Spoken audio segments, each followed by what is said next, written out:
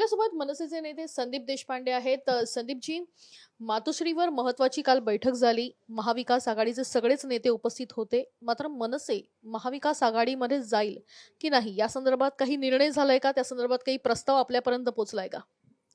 बघा, आम्ही महाविकास आघाडीत जायचं किंवा कुठे जायचं किंवा कोणाबरोबर जायचं याचा निर्णय शिवतीर्थावर होतो, बाकी कुठेच होत नाही. त्यामुळे तिथे काय चर्चा झाली याच्याशी आमचा काही संबंध नाही. त्यांनी आपापसात काय चर्चा करावी हा त्यांचा विषय आहे. आमच्याकडे निर्णय हा शिवतीर्थावर सन्माननीय राजसाहेब ठाकरे घेतात. दुसरा असा प्रश्न आहे की ठाकरे गटाचे नेते सचिन अहिर यांनी असं म्हटलेलं आहे की दसरा मेळाव्याच्या व्यासपीठावर राज ठाकरे उपस्थित राहतील, तो आनंद होईल, त्यांनी उपस्थित राहावं असं आवाहन केलंय. मला नाही, कल्पना नाही मला. पण मग अपेक्षा वाटते या संदर्भात ते उपस्थित राहतील, कारण दोन्ही मला नेते माहित एकत्र अनेक व्यासपीठावर दिसून आलेले आहेत. असं आहे, दसरा मेळावा हा शिवसेनेचा मेळावा असतो, तो काय आमच्या पक्षाचा मेळावा नाहीये. त्यामुळे मला माहित नाही, म्हणजे त्याच्यात त्यांनी काय बोलवलंय राजसाहेबांना आणि राजसाहेबांनी हो म्हटलंय नाही म्हटलं याची मला काहीच कल्पना नाही. आता isakal.com आहे देशातील नंबर 1 ची मराठी न्यूज वेबसाईट. प्रत्येक अपडेटसाठी isakal.com ला नक्की भेट द्या. सध्या मुंबईमध्ये एक महत्त्वाचा प्रश्न गाजतोय, तो म्हणजे लालबागच्या राजाच्या विसर्जनासंदर्भातला.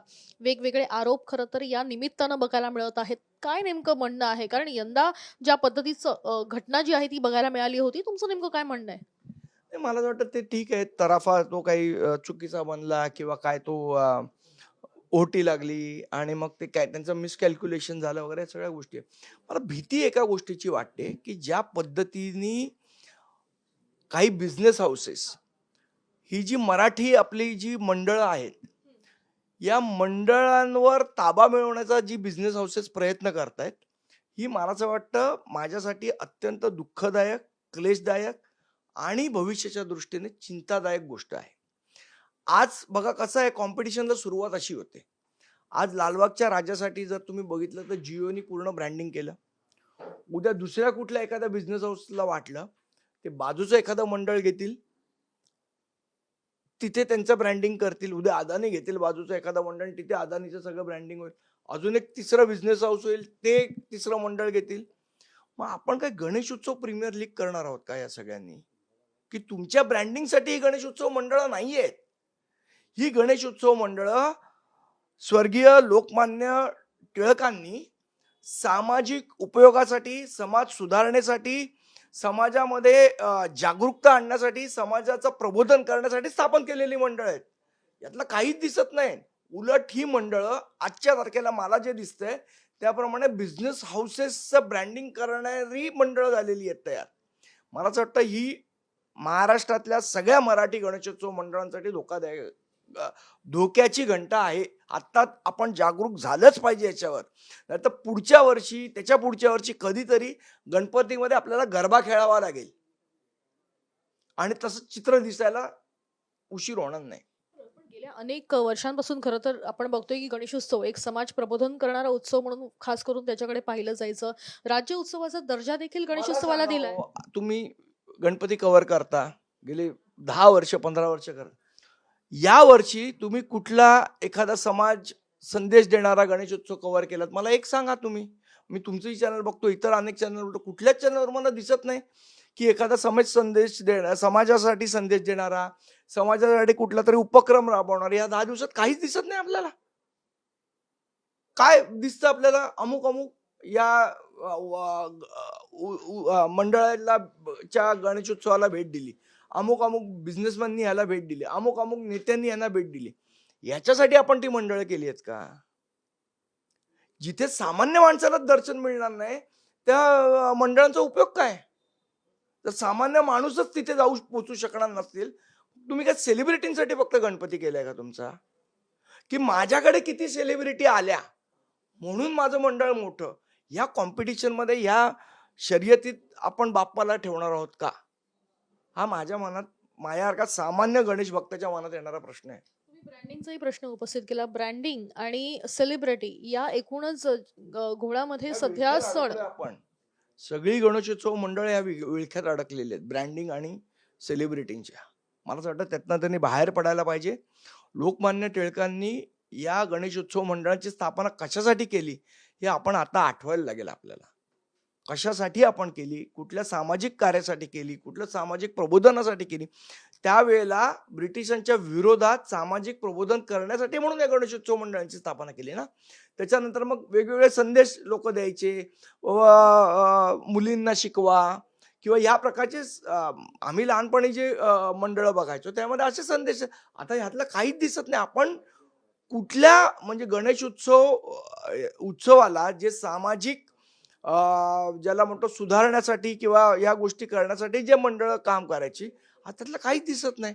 मला असं वाटतं आपण स्वतःहून अंतर्मुख होऊन या सगळ्या गोष्टीचा विचार केला पाहिजे. याच्यामध्ये कोणावर टीका करायचा विषय नाही, पण हा जो चेंज होतोय हा थोडा धोकादायक आहे असं मला वाटतं. संदीप, एक दुसरा असा प्रश्न आहे की सध्या कोस्टल रोडच्या लगत जी जमीन आहे ती जमीन सध्या अंबानी त्या ठिकाणी डेव्हलप करणार असल्याची माहिती मिळत आहे. 130 एकर मोठी जमीन आहे.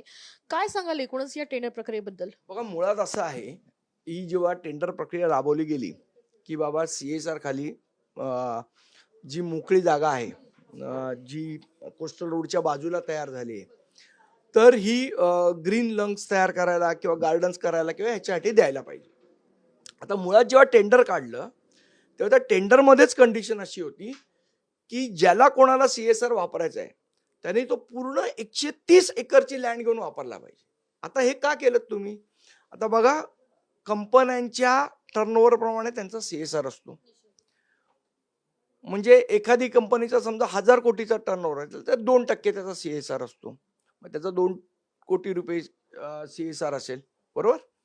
ज्या कंपनीचा 10,000 कोटीचा टर्नओव्हर असेल त्याचा समजा 200 कोटीचा CSR असेल किंवा 20 कोटीचा असेल. ज्या कंपनीचा 1 लाख कोटीच्या वरचा टर्नओव्हर असेल त्याचा समजा असेल. माझा मूळ विषय असा होता की 130 एकर मध्ये तुम्ही तुकडे पाडून सगळ्या कंपन्यांना का नाही चान्स दिला त्यांचा CSR वापरायला? मुळात जेव्हा तुम्ही म्हणता की ज्यांना CSR घालायचा आहे किंवा वापरायचा आहे त्यांनी पूर्ण 130 एकरसाठी वापरला पाहिजे असं म्हटल्यावर आज जर तुम्ही बघितलं या टेंडरमध्ये एकटी रिलायन्स क्वालिफाय झाली, बाकी जिंदाल डिस्क्वालिफाय झाला, रेमंड डिस्क्वालिफाय झाला, ती मला असं वाटतं S वरनं कुठली तरी कंपनी आहे ती डिस्क्वालिफाय झाली. मग ह्या कंपन्या पण काय फालतू नाहीत ना. 25-25, 50-50 हजार कोटीचा टर्नओव्हर असलेल्या कंपन्या त्या डिस्क्वालिफाय होतात आणि रिलायन्स क्वालिफाय होते. मग तुम्ही छोट्या छोट्या पार्सलमध्ये ही लोकांना का नाही CSR वापरायला दिला? याचा अर्थ ज्या वेळेला टेंडर काढलं त्यावेळेला ते रिलायन्सलाच द्यायचंय या उद्देशानेच तुम्ही टेंडर काढलं. मग ह्या टेंडर प्रक्रियेमध्ये कुठेतरी घोळ आहे का? उद्या ही गार्डन्स, उद्या हे आणि हे किती वर्षासाठी तुम्ही दिले रिलायन्सला? कारण मी जो नीता अंबानींचा जो व्हिडिओ बघितला त्याच्यात ते म्हणतात की we are developing green lungs for Mumbai for generations to come, बरोबर.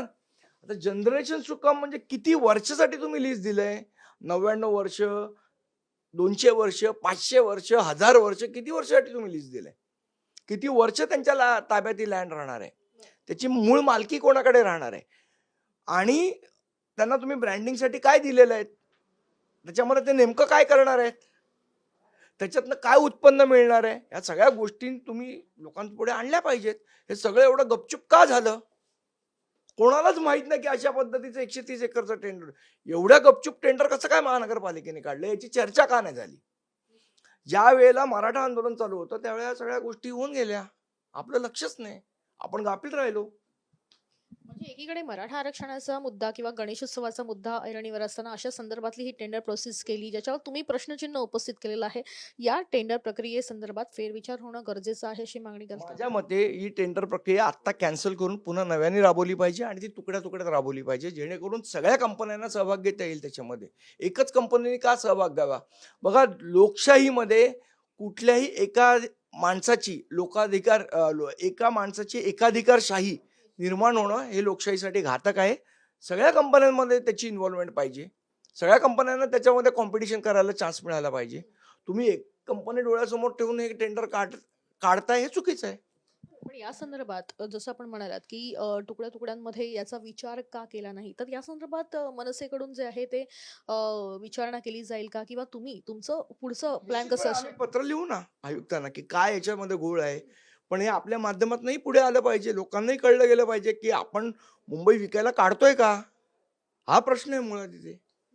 धन्यवाद आमच्याशी बातचीत केल्याबद्दल. कॅमेरापासून विक्रमसह वैदेही काणेकर, साम टीव्ही न्यूज, मुंबई. देश विदेशातील प्रत्येक घडामोडींचे लाईव्ह अपडेट मिळवण्यासाठी आता साम टीव्हीच्या सर्व सोशल मीडिया प्लॅटफॉर्मला लाईक, फॉलो आणि सबस्क्राईब करा.